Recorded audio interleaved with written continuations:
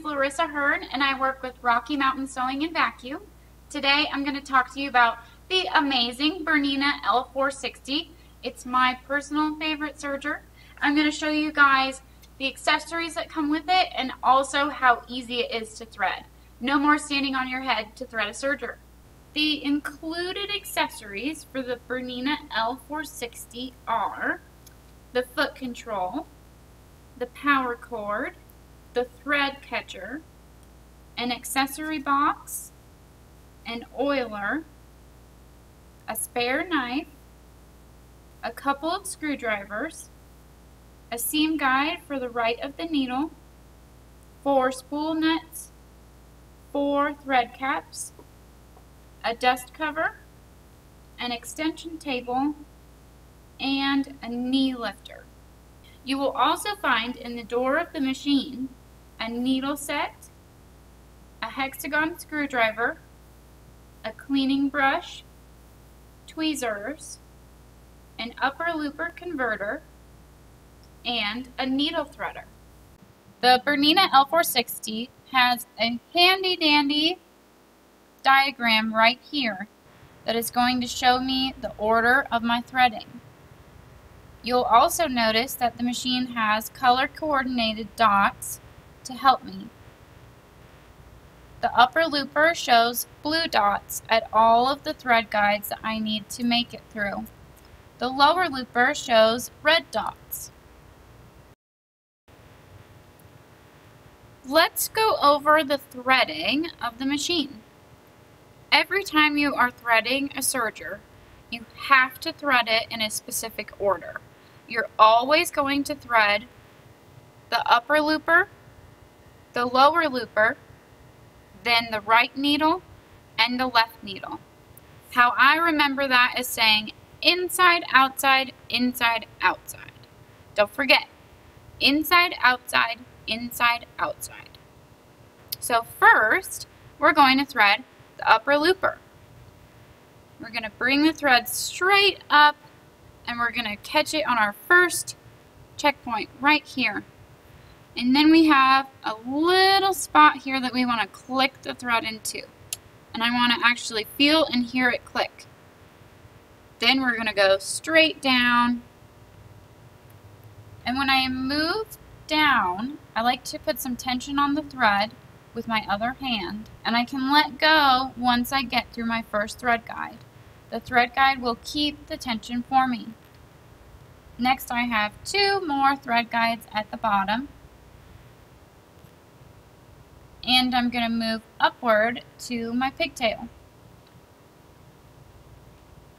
After I do my pigtail, I get to put the thread through the looper.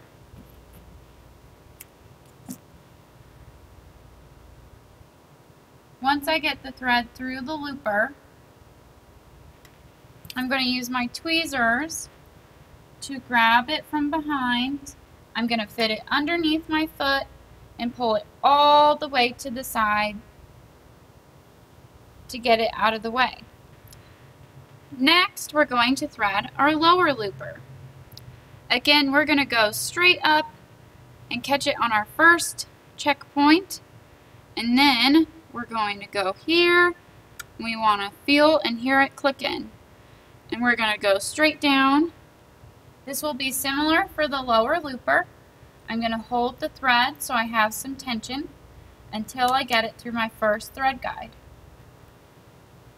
The upper and lower looper share thread guides at the bottom. I have one more thread guide before I have to fit the thread through the looper. You'll notice a white lever with a red arrow. If I push that down, one more thread guide will reveal itself. After I fit the thread around that thread guide, I'm going to bring that lever back towards me and it will fit the thread where it needs to go by itself.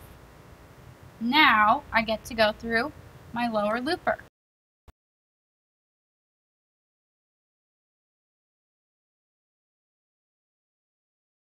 Once I get the thread through the lower looper, I'm going to do the same thing I did with the upper looper. Pull that tail underneath the foot and to the left out of my way. Now for the right needle, it's going to be the same as the upper and lower looper. We're going to go through our first checkpoint. We're going to click it in here, go straight down. For the right needle, I will be following the green dots. I'm going to do the same as I did for the loopers and hold some tension until I get behind my first thread guide. This thread guide looks a little different. It's easier to get the thread through. I'm going to move to the left and I will see one more thread guide. I want to make sure that I bring the thread to the left of it. I'm going to go up. I'm going to make a U-turn where the green dot shows. I have a right thread guide above the needle. You'll notice there are two.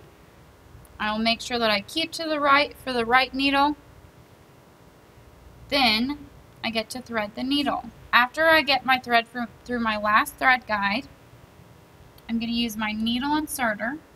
I'm going to make sure that I can see the white arrow facing upwards. I'm going to take my thread and fit it horizontally into the needle inserter. I'm going to take the needle inserter and as long as I'm right over the needle eye, I can push forward with the needle threader and I'm going to slowly and carefully bring it back. You'll notice that there's a loop in the back. I'm going to use my tweezers to pull that loop through and get it underneath my foot like the lower and upper loopers. Last but not least, we're going to do our left needle. We're going to go straight up. We're going to click it in here and we're going to go straight down. I'm going to repeat those same steps for the left needle, but this time I'm going to follow the yellow dots. So I have my first thread guide here. I'm going to go to my same second thread guide. I'm going to go up to my yellow dot, make a U-turn. This time I'm going to fit the thread through my left thread guide. And I can use my needle inserter to thread the needle. I'm going to make sure again that my white arrow is upwards. I'm going to fit the thread horizontally through the gap. And I'm going to follow the left needle down until it lets me push through. I'll notice my loop in the back. And I can use my tweezers to pull it through.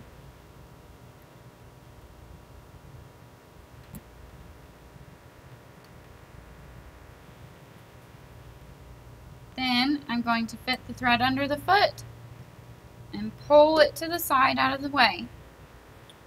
Once you have the machine threaded, you're going to close your door, pop your foot down, and you are ready to put the pedal to the metal.